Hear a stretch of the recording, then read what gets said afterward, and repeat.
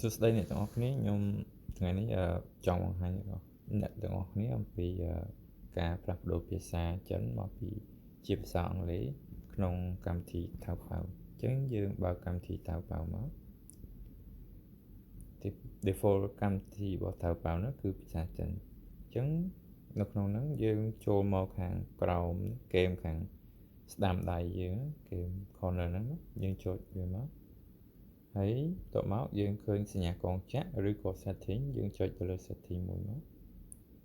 បន្ទាប់មកនេះយើងឃើញកន្លែងនេះជា setting អញ្ចឹងរាប់ពី setting ហ្នឹងមកដល់ជួរលេខ6អញ្ចឹងកន្លែង region យើងទៅនេះអញ្ចឹងយើងចុចវាមកបន្ទាប់មកយើងឃើញ3ជួរអញ្ចឹងជួរខាងលើនេះគឺសម្រាប់ផ្លាស់ប្ដូរប្រទេសហើយខាងក្រោមជាភាសាអញ្ចឹងខាងលើ mainland ឬក៏ជាប្រទេសចិនហ្នឹងយើងចុចទៅលើ mainland ហ្នឹងមក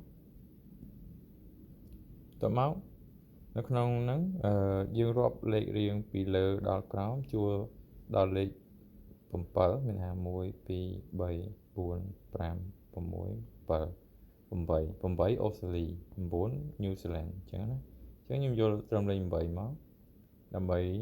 ខ្ញុំចុចចូលណាបន្ទាប់មកយើងបានបដូរវាមកជាអូស្ត្រាលីហើយជួរទី2យើងផ្លាស់ប្ដូរយកភាសាអញ្ចឹងខ្ញុំយកជួរទី2ហ្នឹងយកភាសាអញ្ចឹងយើងនឹងឃើញភាសាអង់គ្លេសនិងខាងក្រោមចិនអញ្ចឹងយើងជ្រើសរើសយកភាសាអង់គ្លេសមកយើងចុចមកណា